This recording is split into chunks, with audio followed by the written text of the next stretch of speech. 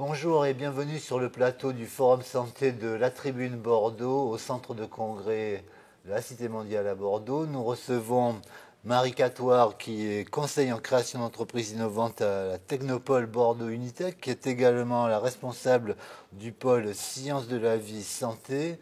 Marie Catoire, je suis content de vous accueillir sur notre plateau. Est-ce que vous pouvez nous faire la photographie un petit peu de la Technopole Bordeaux Unitec et de ses missions? Oui, bien sûr, bonjour.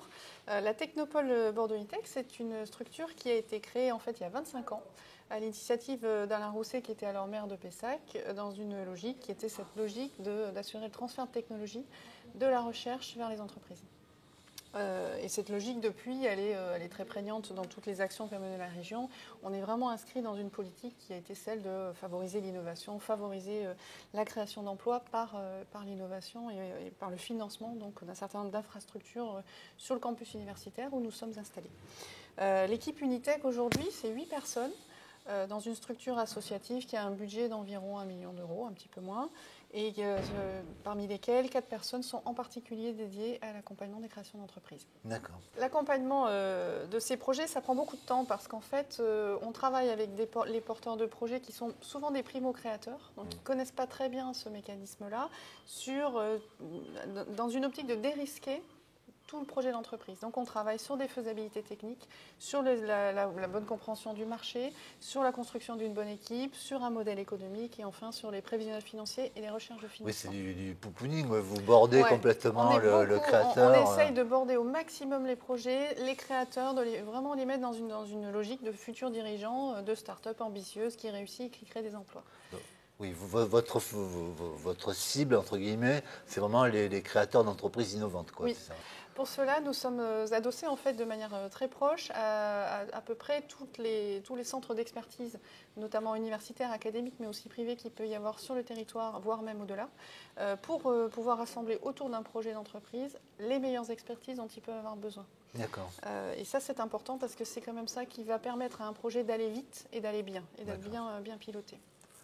Alors à côté de cet accompagnement individuel, on fait un certain nombre d'autres actions un peu plus collectives, donc des actions d'animation et de formation, qui vont être par exemple des ateliers dédiés aux jeunes entreprises innovantes sur des sujets qui les concernent, le crédit impôt recherche par exemple, des formations dédiées à leurs besoins, sur la santé particulièrement. Par exemple, dans 15 jours, on a une formation dédiée aux prestataires de services pour la pharma, parce qu'ils ont des modèles économiques particuliers, ils ont des besoins particuliers.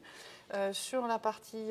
et puis on fait aussi des rencontres, donc notamment les biomeetings qu'on organise avec le GIPSO. Tout un ensemble de prestations. Donc on essaye de mettre autour de ces projets du collectif, de l'animation, de l'information, qui va les concerner et vraiment les faire monter en compétences. Comment s'intègre le pôle des sciences, des sciences de la vie et santé dans cet ensemble Alors en fait, on voit un peu Unitec comme une plateforme qui va faire cet ensemble de services.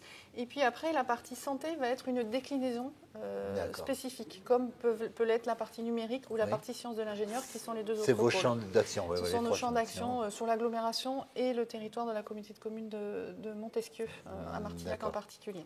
La santé va être, comme les deux autres pôles, après un peu spécialisée. C'est-à-dire qu'on va faire des actions spécifiques, donc les formations dont je parlais, les biomeetings, des ateliers. On a fait un atelier récemment sur les affaires réglementaires, qui sont un vrai sujet pour les entreprises qui sont dans la santé. Et puis on va aussi travailler sur un dernier volet, après le conseil individuel, le collectif, qui est le volet ingénierie territoriale, c'est-à-dire la capacité à mettre à la disposition des entreprises des infrastructures qui vont leur permettre d'avancer sur le marché. Et sur la santé, typiquement, on ouvre au printemps, normalement si tout se passe bien, un nouvel espace qui est un Living Lab qui s'appelle Fontolab et qui sera un espace dédié au fait aux tests en live auprès de populations. Alors il y a un EHPAD, une micro-crèche, une école pour enfants handicapés, qui vont permettre à des startups de venir tester directement auprès de ces publics leurs dispositifs. Donc on est vraiment très impliqués dans faire en sorte que les entreprises trouvent tout ce dont elles ont besoin quand elles en ont besoin. Au niveau de la santé, évidemment, la technologie est toujours complexe à un certain niveau, quel que soit le domaine d'application. Est-ce que vous, à l'échelle territoriale, vous intervenez? Est-ce que vous sentez qu'il y a un potentiel, une filière déjà constituée ou en train de se développer? Comment vous sentez un petit peu Alors, on est vraiment dans un effet de croissance là maintenant. C'est-à-dire qu'à l'heure actuelle, on accompagne 26 projets d'entreprise. dont 18 entreprises déjà créées. On est sur une explosion depuis 2-3 ans du nombre de projets et qui arrivent et qui non seulement sont qualitatifs, mais aussi diversifiés. C'est-à-dire qu'on a maintenant quelque part le fruit de tout ce travail de fond d'installation de la compétence et de l'excellence, notamment académique, avec des choses qui arrivent dans les neurosciences, dans la cardio, avec beaucoup de e-santé et de santé connectée, évidemment. Donc on commence à voir émerger en effet un tissu d'entreprise qui commence à se structurer et qui arrive doucement. Et on commence même à voir arriver des pharmas, ce qui pour moi est vraiment le signe que... les pharmas, c'est des entreprises dans la pharmacie, le secteur de la pharmacie. C'est le développement de médicaments, qui est un process très spécifique qu'on n'avait pas jusqu'à présent tellement ici. Et là, on voit arriver des projets qui sont attirés par les conditions, la qualité de vie, évidemment, du territoire. Donc ça permet de faire venir de la compétence, ça c'est intéressant. Mais aussi par l'excellence académique. On a l'IHU Lyrique, on a un certain nombre de partenaires qui sont des gens qui sont très bons au niveau de la recherche et de la science et qui peuvent permettre maintenant de proposer, et des entreprises aussi, il ne faut pas que j'oublie, qui peuvent permettre de proposer des services et d'installer des entreprises. Et quand vous parlez de ces pharmas, vous parlez d'entreprises genre, qui ont déjà assez grosses, quoi, j'imagine, non, qui démarrent des projets. Des jeunes, ah oui, ça percole, ça fait venir, ah oui, d'accord. Ça fait venir. Alors après, effectivement, l'objectif, ça serait d'avoir une locomotive et un gros qui arrive. Alors là, c'est plus du tout notre, là, c'est pas notre métier. C'est le syndrome de la médicale vallée, comme on dit, c'est ça, c'est exactement ça. Mais au niveau des startups, on voit effectivement exploser le nombre de projets et on en est très content. Au niveau des financiers, vous apportez une aide aussi? Alors nous, non. Nous, on n'a aucun financement. On n'a que de la matière grise à apporter au projet. En revanche, on les aide à accéder à un panel de financements qui peuvent être des financements publics. Donc BPI France, la région essentiellement, plus des outils de prêt d'honneur, un certain nombre de choses. Et puis, on les aide aussi à trouver des business angels ou des fonds.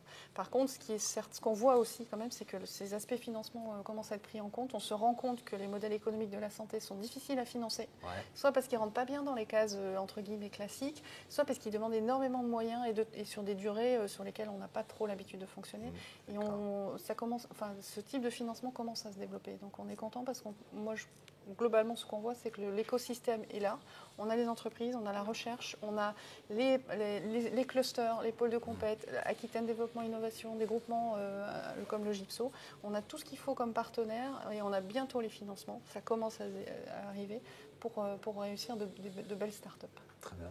Marie Catoire, je vous remercie beaucoup d'être venue sur notre plateau pour nous parler de ces choses passionnantes sur lesquelles on reviendra bien sûr parce que c'est un plan de l'actualité. Je vous dis à très bientôt. Merci encore. Merci à vous. Au revoir.